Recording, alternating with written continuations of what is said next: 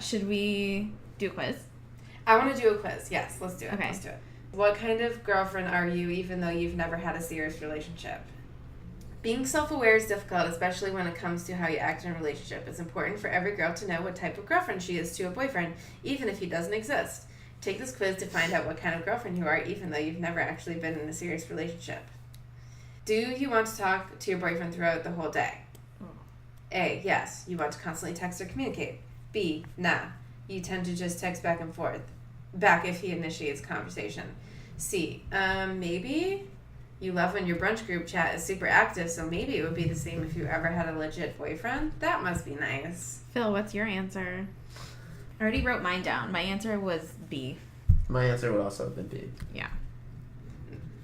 Mine's C, because I like brunch. Solid. Wait, what's C? Can you read C again? You love when your brunch group chat is super active, so maybe it would be the same if you ever had a legit boyfriend. I mean, I'm probably still B, I think. Why don't we have a brunch chat? I love the idea of a brunch chat. Okay, we'll work on that. You know. What's the ideal way to spend your anniversary? Something romantic, rose petals and candles are a must. B, something adventurous, time for go-karts or a hike. C, wait, do you celebrate anniversaries if you're not married? You don't know because you've never had to. Is this like what people do? I'm going to go with B. I will also say B. I said B too. All right, guys. Guys, let's all go on an anniversary trip. Okay. What do you like to do on the weekend? A, explore. Weekend road trips are best. B, relax. Spending time with your guy and his friends and your friends is ideal. C, you usually just sit at home watching Fixer Upper reruns because there's no one else there to make a decision and you'd have no idea what to do if you did. B again. I'm going to say A. Oh, that's a hard one for me. I like Fixer Upper. I'm going to say C. Uh-oh, your boyfriend's best friend slides into your DMs. What do you do? That's weird. No. Confront it. You would tell him it's not okay and be honest with your boyfriend about what went down. B, pursue it. It's not like you'd act on it, but you did always think he was cute. C, you literally cannot fathom this scenario and have no insight on what it's like to be in a relationship whatsoever.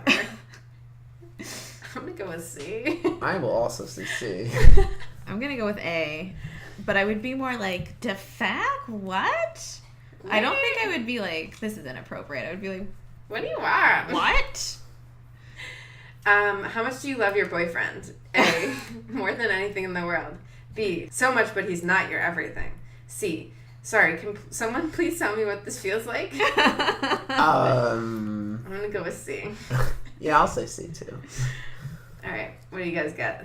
I have mostly B's? Mostly B's. Okay, so you're a casual girlfriend. You keep a very healthy distance to your boyfriend, even though you clearly care about him. Not all relationships need to be between people attached at the hip. Yeah, that's... What's Phil got? Phil's got mostly B's. Oh, same thing. Okay. I've got, wow, yeah, you don't have a boyfriend. I never have. So this quiz is completely pointless for you. Maybe you'd be a chill, cool girlfriend, or maybe you'd be super intense and weird. Who knows? Take a different quiz. That was fun. Oh, now we know. Now we know. All right. So this is part 2 of our dating special. Yeah, previously on SheSplain, we talked, we introduced you to... SheSplain.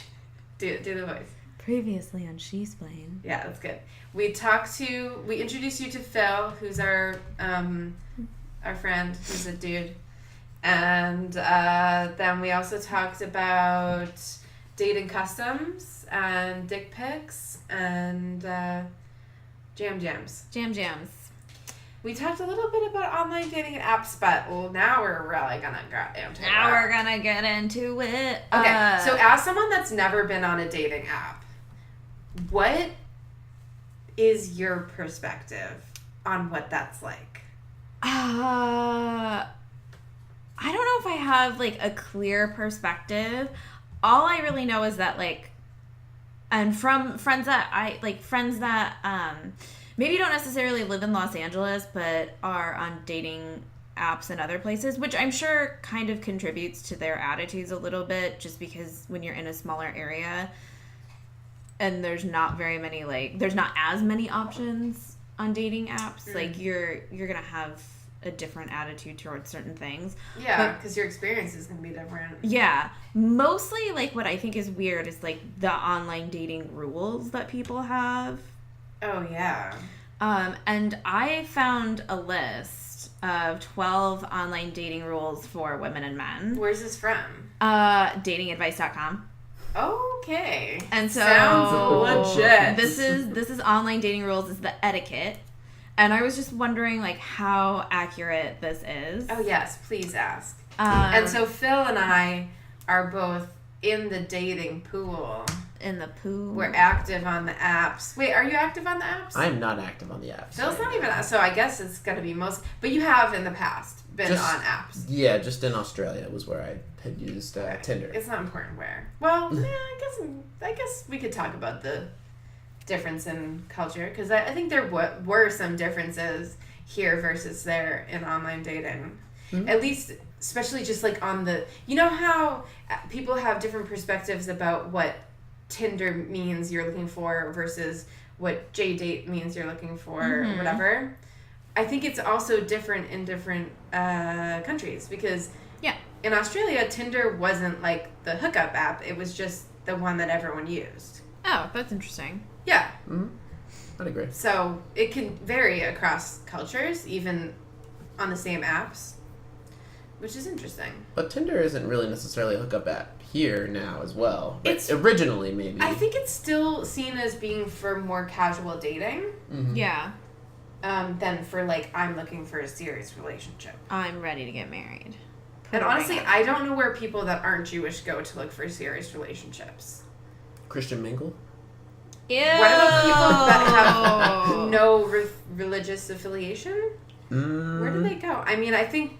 That's a good question. I think there's actually been a swing back to OkCupid. After there's been a little backlash on the swiping, and people are starting to go back to, oh, maybe I should actually, like, engage with the person with an actual conversation. I'm seeing a little bit of that. What about the, like, more, like, feminist, and I, like, put quotes around that because I haven't used it, like, dating apps. Bumble's useless. Yeah, I was going to ask Phil if he's ever done Bumble. I've never done Bumble. Why is Bumble useless? Because that type of algorithm only works if people follow the rules. And men don't follow the rules on dating apps. They just swipe right for everything.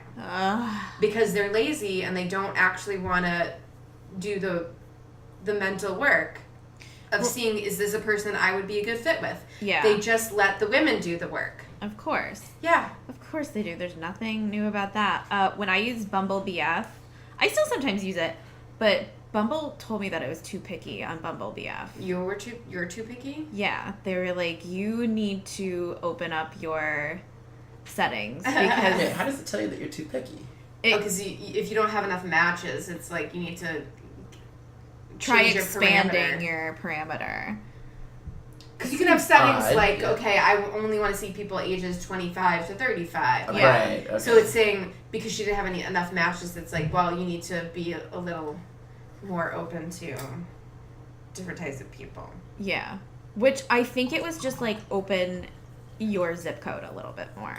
Yeah. Which I'm not going to do because no. I'm not going to be friends with somebody who lives in Santa Monica.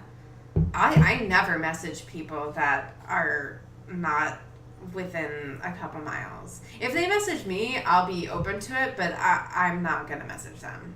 Yeah. No. No. I just don't want to live that life. Like, I don't want to be dating someone that lives across the city. That sounds exhausting. It is exhausting. When I did it, I just basically moved in with Matt. Yeah. Almost immediately. Because it was too much. It's too much driving. It's too much. It's too much driving. It's booty. This is LA. LA. Mm-hmm. So here are a couple ones. The first one makes sense, and it's don't hide who you are. Yeah. So pictures that I guess are accurate and, you know, your interests actually represent things that you enjoy. Like, I don't really understand this one, but it's don't start spouting opinions before you've met. So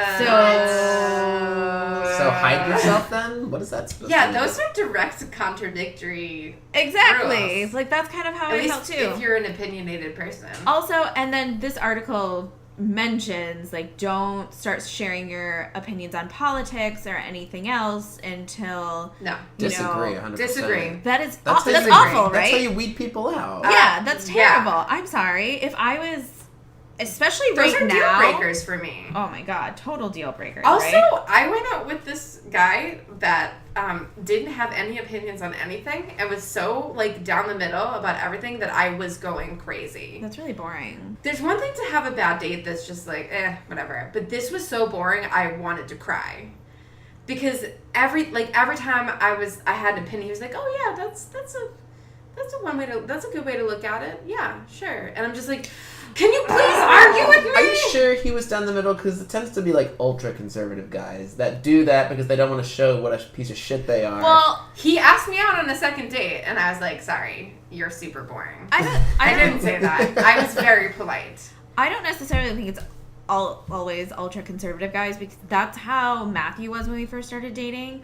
Was he afraid to disagree with you? Yeah, but he was raised to, like, always be very polite and, like, very optimistic, and I was like, you need to, like, what do they say Have in some opinions. Real World? The introduction of Real World, it's like something about, like, how things are about to get real. Like, that's get real. Yeah, like, that's how I was, because I feel like that's not being a genuine person. Yeah. When you have all of these opinions and ideas and somebody's trying to discuss them with you and you're just like, and oh yeah, that's fine. Like, that's not not your actual opinion. We don't need to agree on everything. Yeah. But I need to know where you stand. Yeah. On a lot of things. Exactly. Because I have a lot of deal breakers. I have a lot. And that's fine. Yeah. And I'm entitled to have that if I want. And yes, that means that my dating pool is a lot smaller than probably most people's, but I'm okay with that because I just can't live with certain things. Yeah, but also, like, being on a date with you, I would want to know that you have a deal breaker. Like, why would I want to be on a date with you and then we go on multiple dates and I'm not telling you that I don't agree with the majority of what you're saying? Why am I putting my time into that? That doesn't make any sense. Yeah, no, that rule's dumb. That is a dumb rule. Goodbye, That datingandfights.com. Yeah, I'm not sure I agree. What was it? This article is already 0 for 2. Datingandvice.com, yeah. So the third one is We should start a new website, realdatingandfights.com. I'd be into that. Use the same style of language you would use in polite company. First of all, I don't like when What does people that say mean? polite company. Polite Why did they start out saying be yourself and then everything after that is that, but Don't like be censor yourself. yourself. Like, censor yourself to appear to be something that might be palatable. I Yeah. haven't heard Pass. the spouting opinions I had never heard, and I had never heard the language part. If I'm on a date with somebody, I want to know who they are, like, as a person, and then that way I know if it's going to go any further or not. I don't want to, like, have I don't want to be on a date with a shell of a human. That doesn't make any sense. No. This one I have heard friends, like, talk about before, and I guess, like, I just don't understand it. But if you connect on your first date and you've had, like, several other dates, that doesn't mean you get to add them on social media platforms. Wait, what? Yeah. What is it again? Yeah. So if you're, like, connecting with somebody and you've gone on, like, a few dates, you don't get to add them on social media. So when is the appropriate time to do that? That I don't know. It doesn't say. I don't know either, but I do have this weird thing about that. Like, I've dated people for periods of time and not been Facebook friends with them. I mean, it would, but also part of that is because I was casually dating these people. Yeah. And I didn't introduce them to my friends. I mean, how many people have I dated that you've never met? All of them. Several. Well, Yeah. you've met like Yo, I've met some. you've met a couple, but Yeah. But I mean, I'm not going to introduce them to my friends, and like that making them a Facebook friend is introducing them to your world, and like I don't necessarily feel comfortable doing that unless I feel like it's going to be something serious, or unless it's very clear where we stand, relationship or boundaries wise. I don't think I've ever met anyone you've casually dated that I can think of. Unless we're counting one person, but was that dating or was that just... Not everyone needs to know how slut I am. So these next set of rules regard text messaging. This one is... Don't send dick pics? Don't send dick pics. Is that on this? That's our number one rule. Unsolicited. Oh, can we do our own rules? Yeah, we should. We should put them up when we release this episode. Yes, love it. This says mirror their style. Oh my god, all of these rules are in direct contradiction with the first rule. Right? Don't be yourself. Yeah, so if they write 2 sentences, respond with 2 sentences. That's exactly what this says. If they write 2 paragraphs, you write 2 paragraphs. Oh, is this like a modern romance finding? You read that, right? I read that. Yeah, I did read Modern. I thought that was going to come up at some point during this. Well, when I read it, it was a library book on my Kindle, and I took lots of notes, but this was like 2 years ago, so I don't have any of those notes anymore, and I didn't get a chance to review it before we recorded. But there's some good stuff in there, but I feel like that's like the psychology. I think... Yeah, it's called mirroring. I don't That's agree like exactly with that. what it's called. Yeah, I don't agree with it, but I think it is probably an effective thing. But also, it's kind of like, do you want to set yourself up for a certain expectation of foundation of a relationship based on a strategy? Yeah, Yeah. I don't think that's necessary. I mean, it just feels so genuine. Unnatural. And then this one says, for the love of everything, use proper grammar. And I have an issue with grammar snobs because I think they come from a place of privilege, and They do. I don't like people who are self-identified grammar snobs. I think that it's rude. Also, I'm dyslexic, so sometimes I can get a little defensive. I am a grammar snob at work. Well, yeah. Because that's part of my job. Yeah. But, I mean, and also you have to consider that some people, English may not be their first language, so, like, that's part of it. And, like, do you really want to rule out all people who English isn't their first language? Like, yeah. That's not a good way of looking at things. No, it's not. I don't so like we that agree rule. with this rule.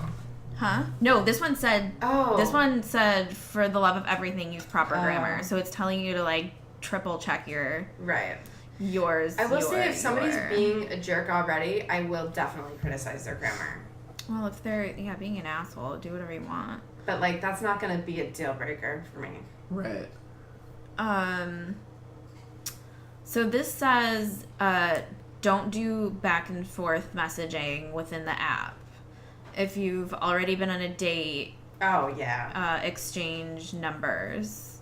Yeah, I agree. But also, here's my rule. I have a lot of rules that are just like what I do. I don't give out my phone number before I've met the person in person. No. And if they have a problem with that, that's a red flag and I don't go out with them. Yeah. I think that's acceptable. Yeah. That actually came from Dan, our friend Dan. Oh. He that's his rule, and I was like, actually, that's a really good idea. Yeah. Just to protect yourself. Yeah. From I think that's aggressive acceptable. messages. You can easily block someone on an app. It's not as easy to block someone's phone number. Yeah. I think there were definitely occasions when I was using the app that we did exchange numbers prior to going out. But I mean, again, it's different for a guy. Well, but it's fine to exchange messages on the app before you go out on the date, but afterwards it's kind of awkward. I think it's a little weird. Yeah, I would agree with that. It's like, you've already taken it real life, so you should stay real life. Sure. Yeah. That's my opinion. I agree with that one. I agree with that one. Yeah, that's a good one. If you exchange numbers, you must call before texting. What?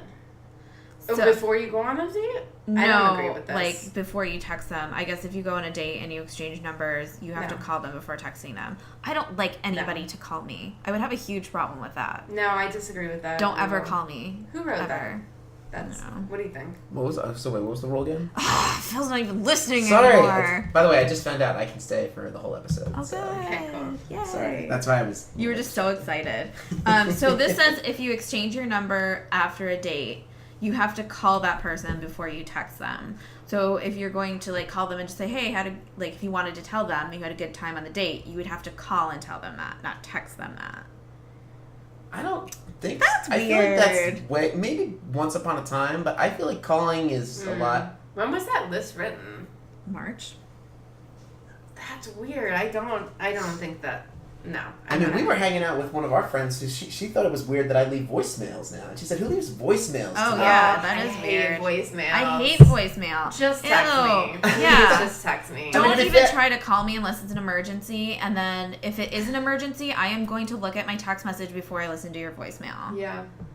So just hang up and text. Mm-hmm. I mean, to be fair, I don't leave them very often, but it's. I would only do it if it's a situation where like I'm calling out sick, or like I do it at work all the time. I've tried but- texting someone and they're not answering, and I need to let them know I can't come to something. Like if it's that sort of situation, maybe I'll leave a voicemail. Yeah. But I don't just like to it. prove that I tried really hard to get in touch with them. Sometimes if I want to be funny, I'll leave a funny voicemail. that But they'll never listen it's to. rare that I'm even calling someone. One time, my friend is like a really big Pee-wee fan, and I was going out to dinner with one of the actors from Pee-wee's Pee-wee, all of Pee-wee, and I sent him a text message and was like, hey, I'm going to call you after this, but don't answer your phone. Just let it go to voicemail. And I was actually having her call him and leave him a voicemail so he could, like, have it forever. And he still hasn't. This was, like, 5 years ago. But,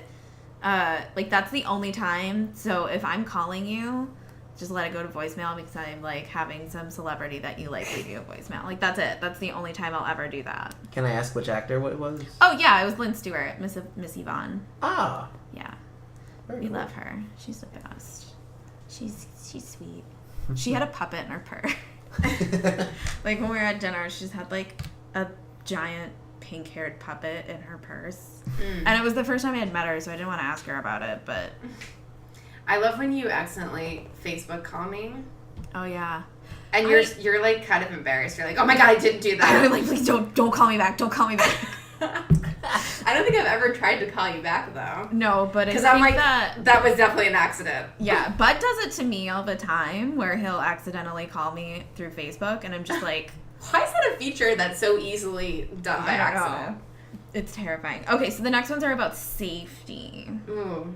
So this one's just like, be careful the kind of info you share. And I just want you guys to know that like the picture underneath it shows a social security card and a bunch of credit cards. Who the hell does that? Why don't would someone know. on a first date be looking at my social security card? Can we talk about Mr. Robot for just a second? Sure. So I've been watching Mr. Robot like from the beginning, and at one point, you know those guys that are always trying to sell you CDs like on the street. One point, one of like those guys sells someone a CD, and then the person puts it in their computer to play it, and it actually downloaded all of their information when he put it into the computer. Right. And I was like, that's the most brilliant thing I've Yeah. ever seen. I love that. That's it. That's all I wanted to say. Yeah. I had never heard of that, and I was like, that's a good brilliant. hack. I love that. Love it. I think a lot of computer hacks are really interesting. I do too. I mean, they're devious and bad. They're awful. You're a horrible human if you're doing that, but Yeah. I liked it. Yeah, if you're really into like hacking and stuff like that, you should listen to the podcast Reply All, because they Oh, I like Reply talk All. about some super interesting cases that you're just like, oh, what? Did you listen to the one about the mysterious phone calls? Oh, yeah. That was so interesting. Yeah. And there's always an explanation, and it's like never what you think it is. Yeah, I like that. So, Yeah. Check that one out. Check it It's out. one of my faves. check Top it out. top 5 podcasts besides SheSplain. This one is Be Internet Savvy. So basically it's just telling you to like try and look this person up before you Yeah, always Google. meet in a public place. That makes sense. Stay sober. Yeah. Yeah, that's fine. And if you follow all of these, you'll have a great time. Yeah, right. Okay. Automatic. Half of them were contradictory. Oh, the Yeah. person who wrote this met his wife on MySpace. When? Okay, how old is this article? This article's new, but this guy must be... I'm sorry, dude. You're probably not qualified to write this. Yeah, I don't trust you anymore. Wow. Did he just ask his friends? Why didn't they just have somebody who's online dating write this? Ew. Couldn't tell you. He has dating coach listed under his profile, Ew. so let's move away from that. Is he a white guy? Yeah, of course he is. What else would he be? White down. So yeah, are there like any online dating rules like specific to online? I just have like my own little rules. Yeah. That I have. A couple I've already gone over, but well, I don't know if this was specific to dating, but I know that some friends like won't go out on specific days of the week. Oh, yeah. I mean, I generally won't go on a first date on a weekend night because I don't want to waste a weekend night. And that's just a preference. Yeah. Just because, I mean, I want to hang out with my friends on the weekend. Yeah. And do fun things. Dates aren't always fun. Yeah. They're exhausting. Is that what people, have said? They just as well? never. Well, I think the people that I was talking to, there was no reason behind it. Like, it was just something that they heard. And so once they heard it, they were like, they didn't want to, I guess, do something that was a faux pas. So they just kind of. Is it about weekends? Yeah. Yeah. It was just like, don't go out on a Friday or a Saturday. I mean, I don't think it's a hard and fast rule. Yeah. I when somebody asks me out, or one thing that drives me crazy is when somebody tries to ask me out for the day of. I'm like, bitch, I am busy tonight. I have plans. Why do you think I don't have plans tonight? That's rude and weird. Yeah, that is rude. I don't like that. Yuck. I mean, it's fine if a friend is just like, hey, what are you doing tonight? You want to go for a drink? But, like, on a first date, are you serious? No. Pass. Hard Yeah, pass. that's a hard pass. Yeah. Phil, do you have any rules? Several times. What, guys will just message you and be like, hey, what are you doing tonight? And the crazy thing is that they'll do it multiple times. They'll be like, no, I have plans tonight, sorry. And then they won't try to make plans for a future date, and then they do it again, and I'm like, dude, They probably just do that every day. Yeah. Like, they're just messaging people, I every obviously day. am the type of person that makes plans in advance, so you're just wasting your time. Take me off your list. I'm done with you. Unsubscribe. Next time, I'm just going to write unsubscribe. I would do that. I like that. Someone at work was dealing with that with the guy on Bumble. The guy was messaging her and saying, hey, what are you doing tonight? And I told her, I was like, no, that's just shut that down. I think that's not cool. That person doesn't respect your time. Yeah, that's a red flag. That would be a red flag to me. Yeah, and they're probably not looking for something serious. Which is fine if that's what you're looking for, but I mean, just know going up front that they're probably not looking for something serious if they're trying to make day of plans. Yeah. Do you have any rules? So I have to back up this a little bit. Okay, Back so it up. You got it. You got it. Prior to 2015, I never did any kind of online dating. Not for any specific reason. I'm just gonna stop you there because I want to preface this by we did not force you to go on Tinder. I'll continue. Okay. Because I knew you were gonna say that. No, there was no. We strongly encouraged. Okay. That's fine. So anyway, there was no particular reason. It was just something I never really got around to. And then we went to Australia, and I noticed within 2 days, both Bree and Dan had dates because they were using Tinder. And I don't think mine was that fast. It was within 2. You guys were already swiping. I think that one got canceled. Oh, really? I didn't go out actually on the first date until we were at the second hostel, which is like a week later. Right. Yeah. I think that person canceled on me. Okay. So yeah. So, for about a week, I was like, oh, well, that's kind of... And so they were like, you should just do Tinder. I said, no, it's not my thing. I've never tried it. So a week went by, and Bree and Dan definitely continued to kind of strongly encourage that I sign up until finally, I think it was I can't remember if you or Dan, but one of you said, Phil, this trip is all about getting out of your comfort zone. Just download it. That was just Dan's motto for everything. I was going to say, that sounds a lot like Dan. But that's also just his life motto, I think, sometimes. So I remember we were out one night getting gelato. So I said, okay. Oh, yeah. Yeah, this is so... Because we got dinner first, and then... Yeah. Afterwards, we got dessert. And so I said, okay, so I'm downloading this. As I said on my profile, there were certain provisos that Dan and Bree laid out that I think are good rules to kind of... First of all, you should listen to people that have more experience than you. Yes. So... So if you swipe, first of all, they have to have pictures. Anyone without a picture is just no. That's an immediate swipe left. Exactly. That's weird and spammy. Yeah. To me. Mm-hmm. Also, they have to have some semblance of a profile.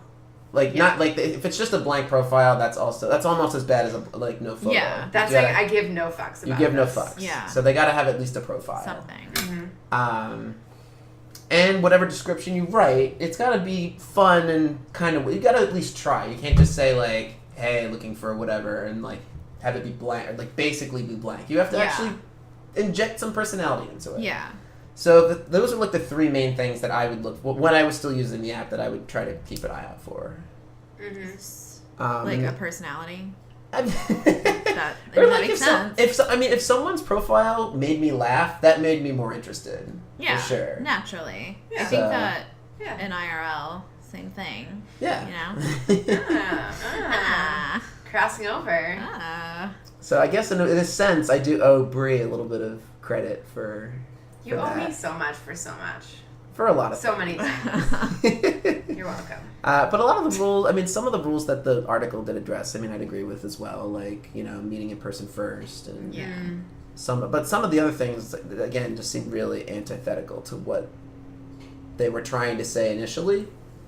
Like, why would you say be yourself, but then censor your profile? It doesn't make any sense to me. Be yourself. But... Like in my dating profiles it says it's like I come on real strong about like being a feminist and being about equal rights and stuff.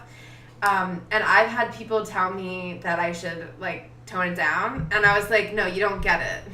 Like, but why? I don't understand. Why would I tone that down? That's who I am. If that's turning people off, that's not a bad thing. That's but also the like point. Yeah, that's not on you. That's on them. Why are you going to change like how you feel and how you're presenting yourself to accommodate their feelings? That well, yeah, but I've talked to guys, and this is like people that I just met that. Yeah. Because if you've just met someone, you start talking about dating or whatever, like.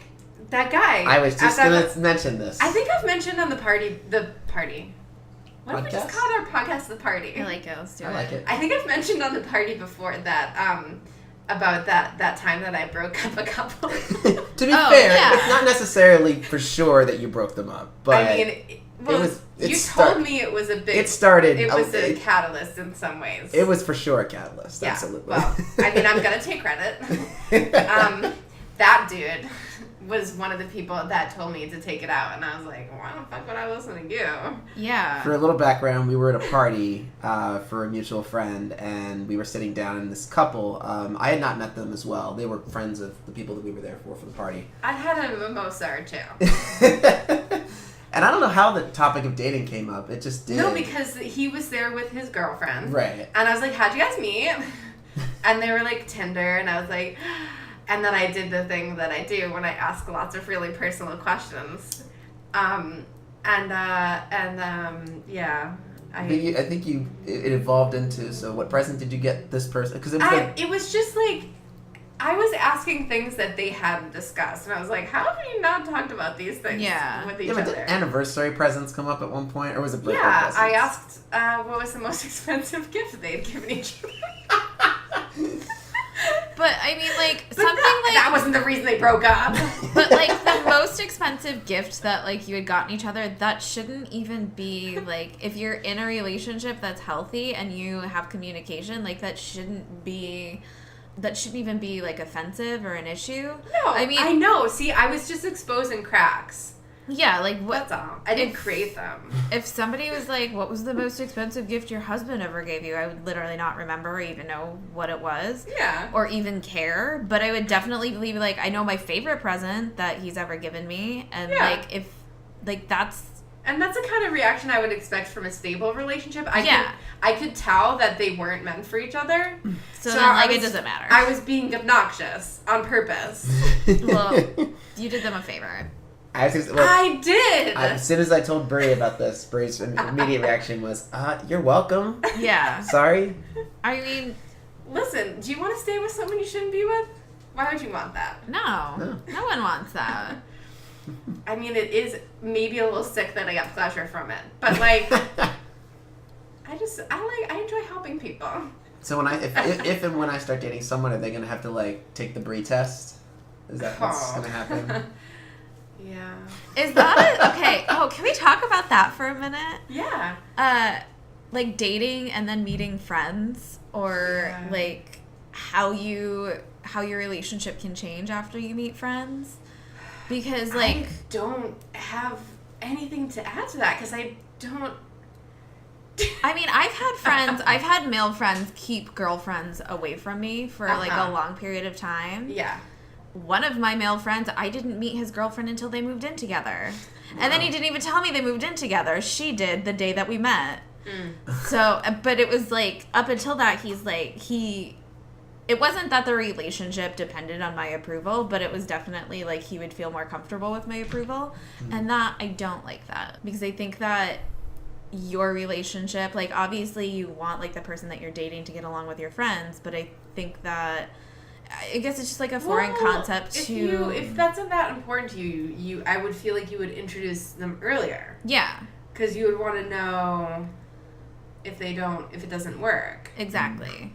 I don't know. For me, I feel like dating is a very personal thing. Yeah. And I want to spend the time to get to know someone really well before I would introduce them to my friends. It's almost like you hear about divorced people that have kids. They're like, and they're dating, but they don't introduce the people they date to their kids until they know it's going to be serious, because you just don't want people to get attached, or like not necessarily attached, because that's kind of a silly way to, it's like we're all adults, but I mean, I guess you're kind of trying to avoid uncomfortable situations in the future. Yeah. I agree with that. I don't agree with allowing your friendships to dictate your relationships. No. But at the same time, like, if my friends had very strong opinions about someone I was dating, I value and trust my friends' opinions enough that I would consider what they were saying, because if they're saying something to me, that means they feel very strongly about it. Yeah. But that doesn't mean I'm going to... There's no, like, test that somebody has to pass with friends. No.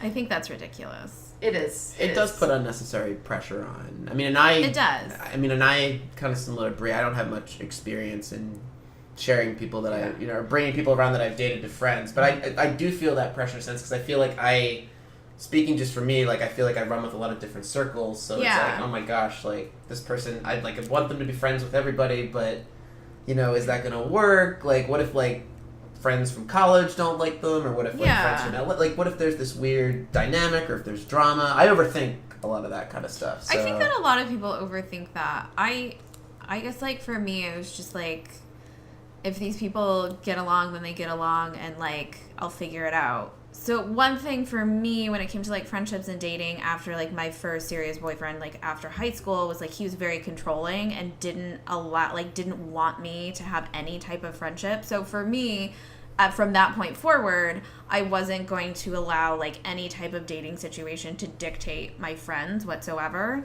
And then at some point, as I got older, I realized that I was allowing friends to dictate my dating situations. And so I kind of just had to like stop allowing either to... Obviously, like, if your friend notices something and they say something, like, this is a red flag to me, and your friend's coming from a really good place.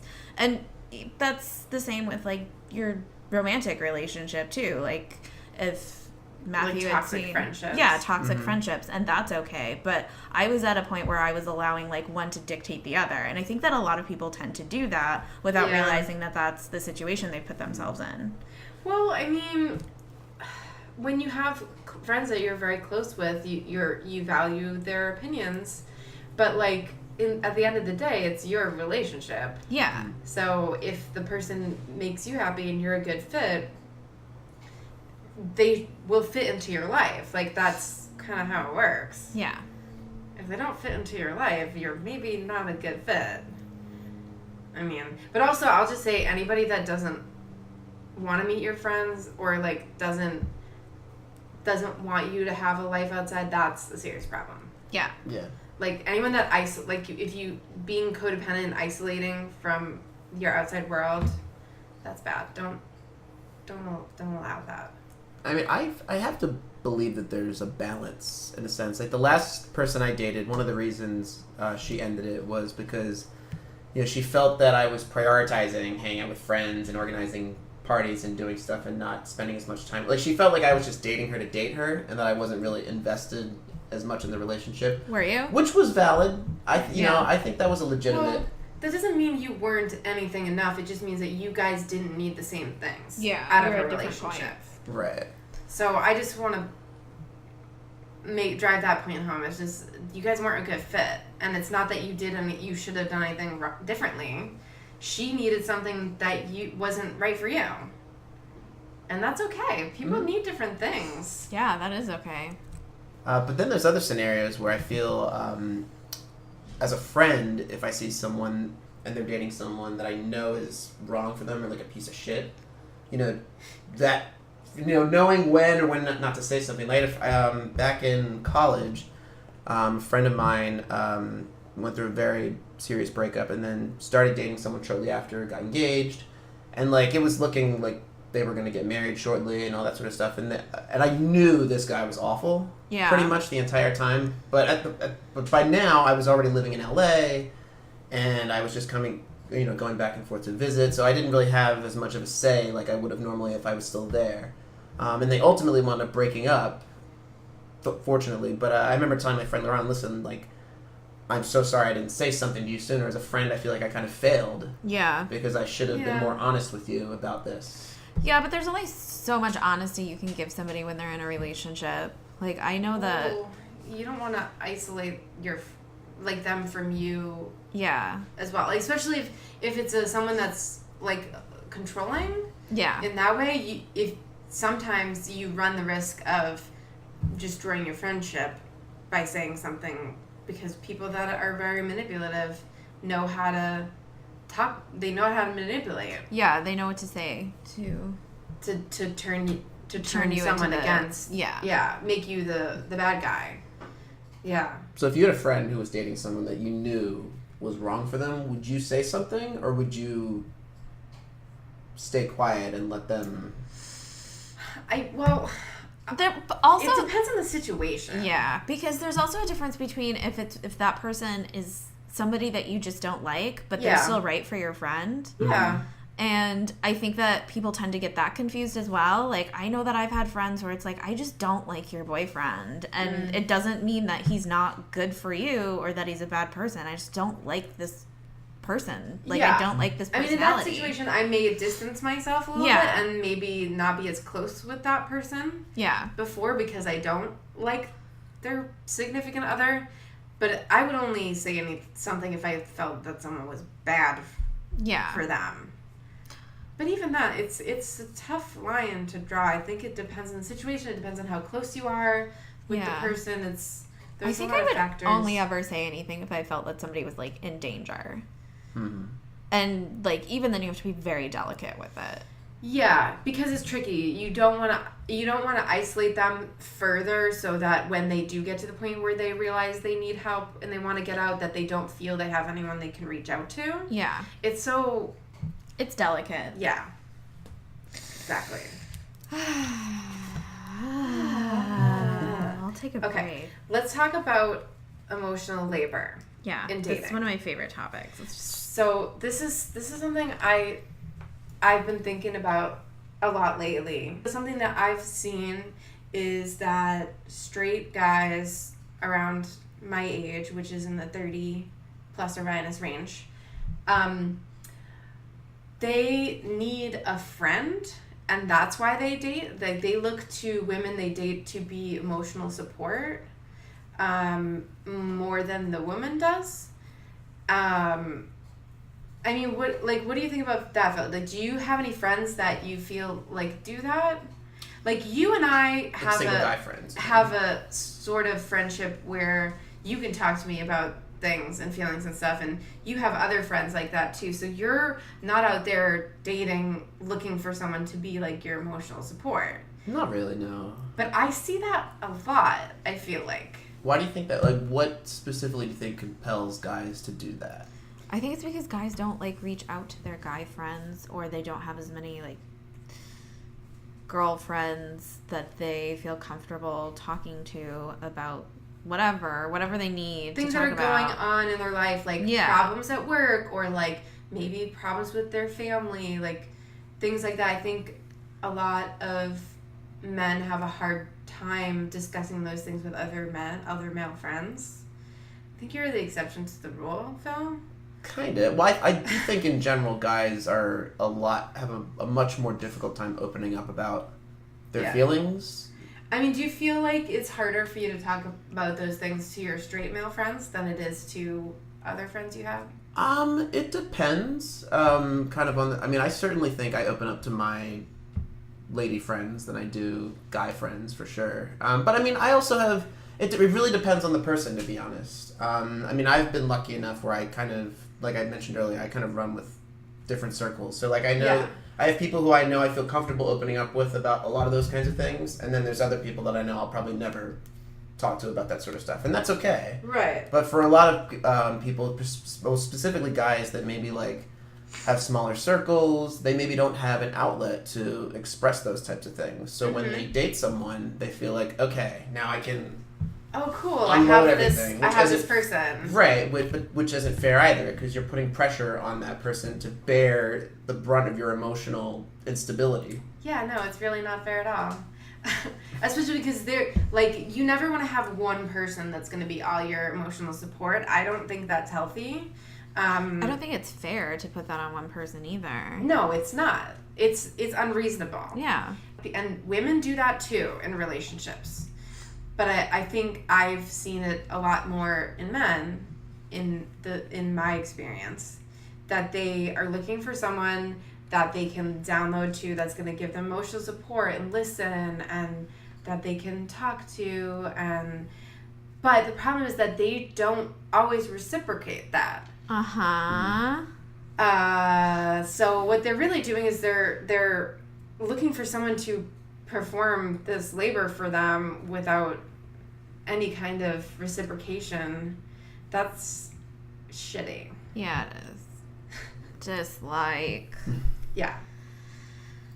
Well, when you said, in that particular, do you mean like guys will vent, and then when women feel they have to vent as well, like the guy just isn't there, or isn't present, or isn't listening, or he's just talking the whole time, so there's no opening. Yeah. Okay.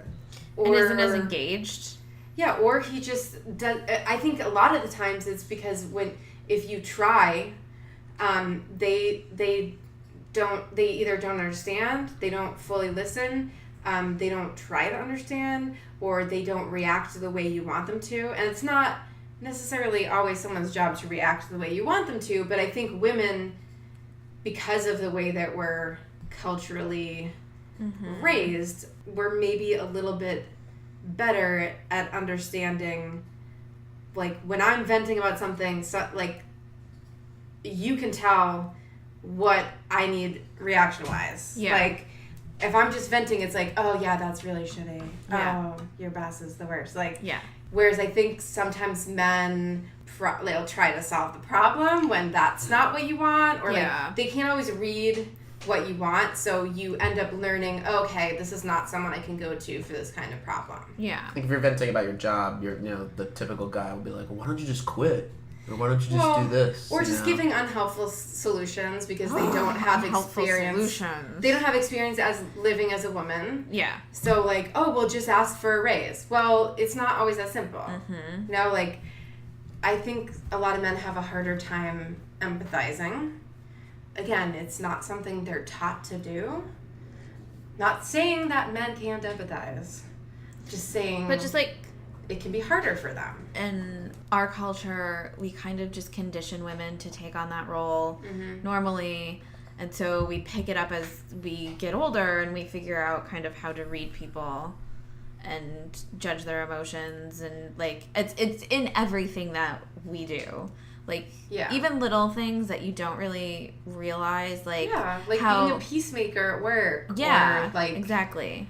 And even, like, our, like, really stupid things. Like, you always see, like, women, like, having wine nights or, like, book clubs that are actually wine nights, like, on television. Or, like, really small things like that. But it's, like, it's a tribe sitting around discussing what's happening in their lives. But they're all just excuses to talk. Yeah, they're all just, and we see that all the time everywhere and everything, and you don't necessarily see that so much with men. It's like you mentioned in TV, when you see that with men, it's like men talking about the issue. They're always like playing some kind of sport. Yeah, or like barbecuing. Yeah, it's always counteracted by something extremely masculine to make it appear less of a feminine interaction, I guess. Most of the time when they're talking about that, it's always about their significant other and complaining. It's never like, I had a really shitty day at work, or like something's happening in my family that's not my spouse. Because they can't offload that to the spouse, because it's about the spouse. Yeah, exactly. It's always about the wife or the girlfriend or the significant other. Yep. It's exhausting being a girl, I feel like I took a load off Sally. So do we want to talk about some like terms? Yeah. Some like defining stuff? One term that I didn't know about until recently was cuffing season. Yeah, you mentioned that to me, and I don't know what that is. So do you know what that is, Phil? I have no idea what that is. Please tell me. So what does that mean exactly? So Urban Dictionary actually has the most clear definition of it. Is usually the colder months, so like fall and winter, when new relationships start and old relationships turn into engagements, a person will feel like they have to be like cuffed. So they'll no longer seek like platonic relationships, and they'll start seeking like romantic relationships. I take issue with the term having the connotation of cuffing, because that's a negative thing. Yeah, I would agree. That's a little gross to look at it that and way. The like, example why not call it is coupling season or something. The example is, are you single? And then the other person says, not for long, it's cuffing season. Why don't they just call it mating season? Yeah, or coupling. Well, I think that mating season, is more sex. like the spring, and reproducing.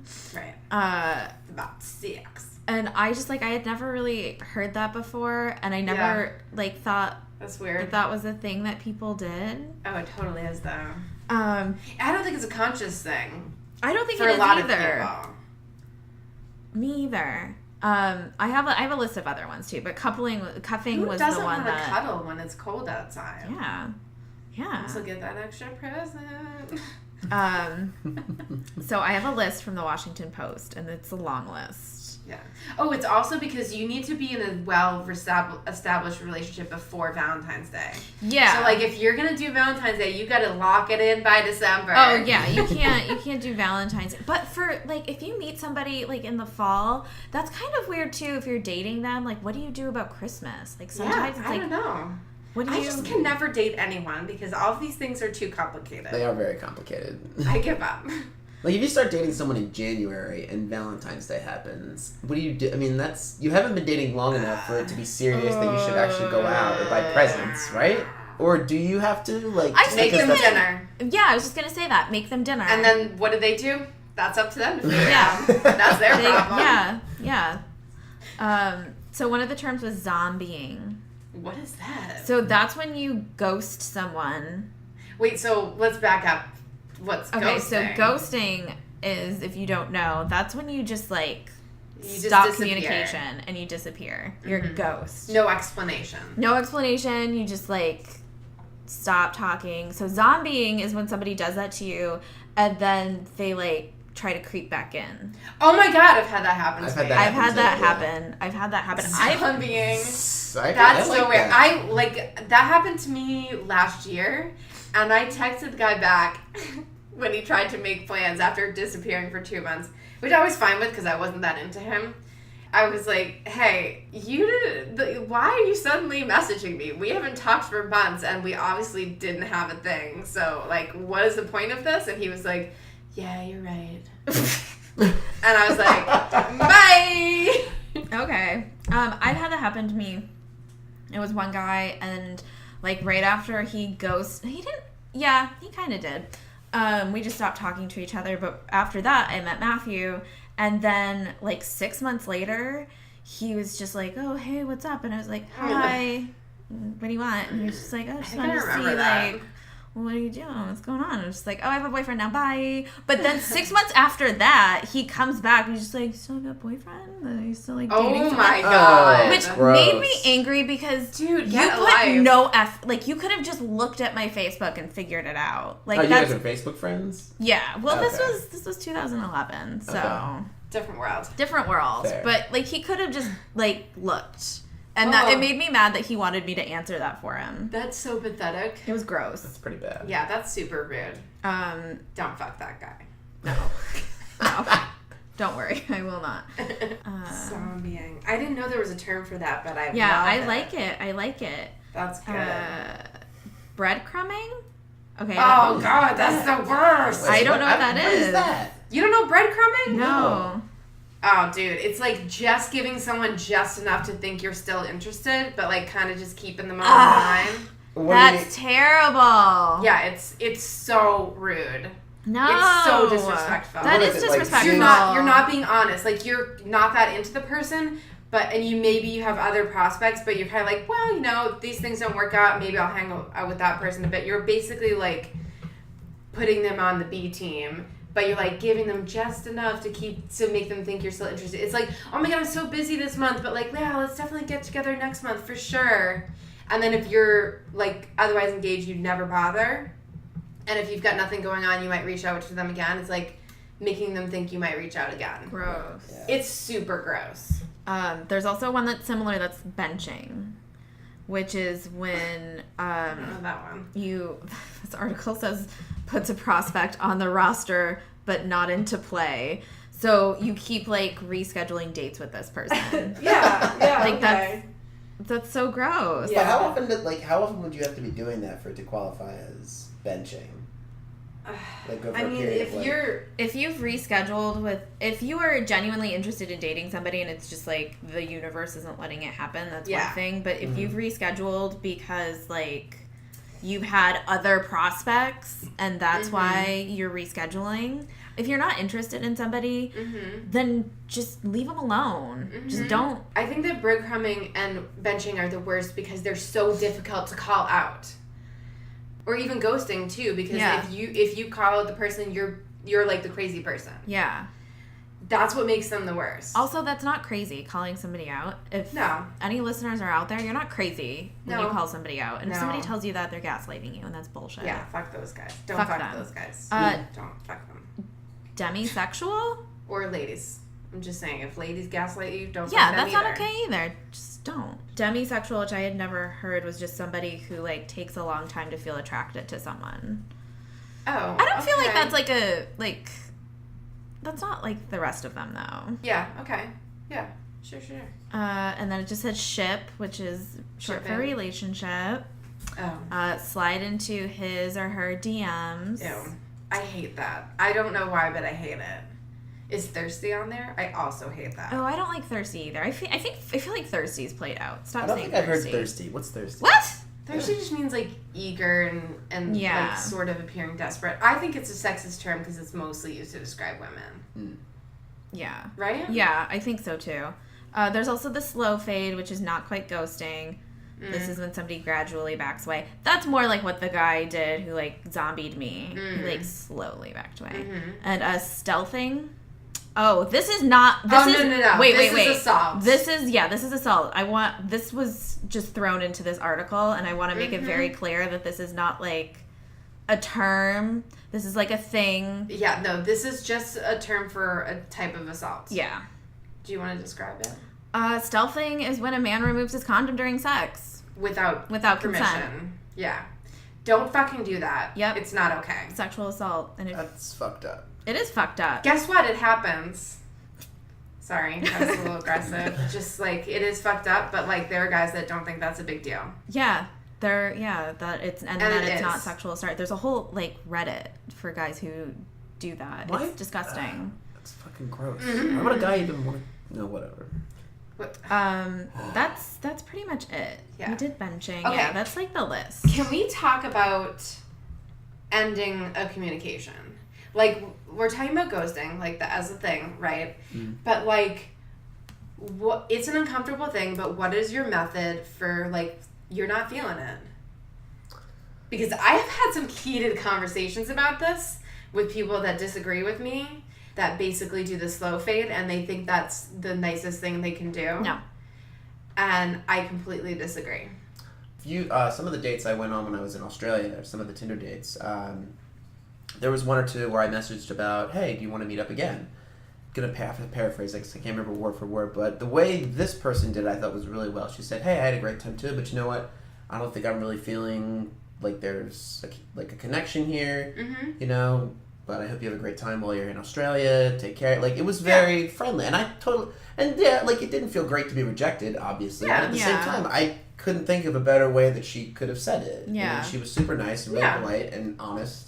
Sure. So, That's what I've been doing, and I used to kind of do the slow fade, but then I realized that was shitty, and I started doing that, and it's uncomfortable for like 5 seconds, and then you're like, okay, they know, and I can move on. Yeah. But I know that some people, at least I have a particular female friend that does a slow fade because she feels like, oh, well, if they don't reach out to me again, then I don't even have to reject them, and they don't have to get rejected, and I don't have to reject them. And I'm like, yeah, but it's kind of dishonest. Yeah. Because you're leading them on enough to let them think they may want to reach out again. So, but she was like, no, I just am trying to avoid the confrontation. I'm like, well, you know what? Life is full of confrontations. Be an adult. Sorry. The end. And like, all you have to do is write this text once, and then you can keep using it over and over again. Same one, whatever. You write it one time, perfect it, and then just send it off. I feel like maybe I used to do the slow fade, but like didn't really understand that. And then the one time that I was like super mature and just like, hey, I don't think it's like really smart of me to continue dating you right now if you're looking for something serious. The only thing he said back to me was whatever. what? Yeah. That's hilarious. Just like whatever. I mean, I guess that could have been better than the alternatives. I feel like I've seen some texts where guys react and they're just like, fuck you. And they're like, hey, let me give you every reason why you don't want to date me. And it's like such a quick turn. It's such a quick turn. Yeah. That's and you're like, thanks for proving that I don't want to be with you. Yeah. Dude. Should we do like let's do a quick quiz to end this episode. Should we do... Ooh, actually, not to go back, but I did find one of those texts. Okay. Let's from, hear it. hey, nice to meet you, but I think best to leave it at that. Hope you enjoy your time in Australia. Yeah, that's fine. That's acceptable. Nice. It's not creating any illusion that you could have done anything better. Like that, it's clearly not your fault. She's just not into it. Right. I think that's like the best, most respectful thing you can do. Because I want to respect other people in their time. Like, so my thing, what I say is like, it was lovely chatting with you. I just didn't feel the kind of spark I'm looking for. Because it's honest too. Yeah. Like that is the truth. Right. The end. Yeah. Yeah. The end. I think that's valid. And I've had good responses from that. It's just like, oh, thanks. Thanks for letting me know. And plus, we're at the age now too where if your reaction is to just like basically throw a tantrum, then you know what, you dodged a bullet. Yeah, with that person. Yeah. Get a fucking life if that's like your MO. So we should end this one by building a cute fall outfit, and this quiz will tell us which rapper will get us pregnant. What? The quiz is called Build a Cute Fall Outfit, and we'll tell you which rapper will get you pregnant. Okay, yes. Into it. So I'll just describe what everything is. So the first one is like underwear, and there's like a cute like tank top that's like black and lace, and then there's a black bralette, and then a white bralette, and then a gray kind of like triangled sports bra. Wait, are these all different things? I'm sorry. We just pick one. Oh, okay. I want the lace over thing. Yeah, that's what I would pick too. Okay, good. Cool. We're on the same page. We're on the same page. So this is, are you wearing pants or a skirt? I'm always wearing pants. Let's go with pants. They're jeans, by the way. Cool. And so now we have to pick a big cozy sweater. Phil, this is going to be you. It's like, there's the first one. It's like a big orange cardigan that's like really cute. Okay. And then there's a second one, and it has cuffed sleeves and like a big white collar. And then just a plain gray big sweater. And then a white one that has like the peekaboo shoulders. I think I stick with the first one, the orange one. That one's cute. Okay. And then some accessories. So we Yes. have some sunglasses. We have a wide-brimmed hat, like a big hat. Some fishnets to put under holy jeans. And then just like a cute clutch. I think I'd go with a hat. That's Let's what do I would it. go with. We're going to do that. Okay, so now we have to pick shoes to complete the outfit. We have some like brown lace-up boots. Some white sneaks. Black lace-up, kind of like army combat boots. And then another set of black lace-ups, but they have really big heels. Ooh, the first boots. Ooh, I own those ones. I own all of these. The first one. Okay, let's see what rapper is going to get us pregnant. Calculating. I don't know who this is. It's ASAP Rocky, but Oh, the yeah, S, yeah. the S is a dollar sign. Yeah. I think... Okay, this is what the I think description is. I think he goes by ASAP Rocky. Oh, okay. Verbally. Rocky is hyper trendy and cooler than you'll ever be and has seemingly limitless potential. Sure, he's a little young, but you are too. Okay. If you can get him to stop wearing Oshkosh Bagosh. Okay, I know who he is. If you can get him to stop wearing Oshkosh Bagosh overalls, you're golden. Good Wow. to know. Good to know. Oh, he recently, in the news, broke up a fight at his show and made the fans hug it out. All right. I like this guy. That's cool. That's amazing. He was just like, no, you're not going to fight. Hug it out. Oh, we love you. That's adorable. That's so cute. Aw. So that's it for this episode. Except to tell you to rate, review, subscribe. And follow us on the social media. Yes. Phil, you wanna... Don't follow Phil on Twitter. Don't follow me. Yeah, it's just he just tweets at Chili's all the time. Chili's? Just All right. kidding. I'm just kidding. What if your Twitter was just you tweeting in Chili's? Like, hey, I think you've got... hey, can I get a free burrito? I mean, it'd you've be got awkward. a 'cause I don't business think idea. I mean, You don't even follow Chili's? not to offend Chili's, but I don't think I've eaten at your restaurant do for you about 15 years. Do you follow Denny's? I don't Denny's follow has some Denny's. amazing social media. So does Wendy's. I was just gonna say Wendy's has the Wendy's has pretty much best. the best. Yeah. Some really good ones. Follow Wendy's, follow Denny's, follow SheSplain. We're all in the same category. All of us. Fast feminism. SheSplain. Woo. Thanks for having me on, guys. It's a lot of fun. Hey, the episode already ended. Just kidding. SheSplain.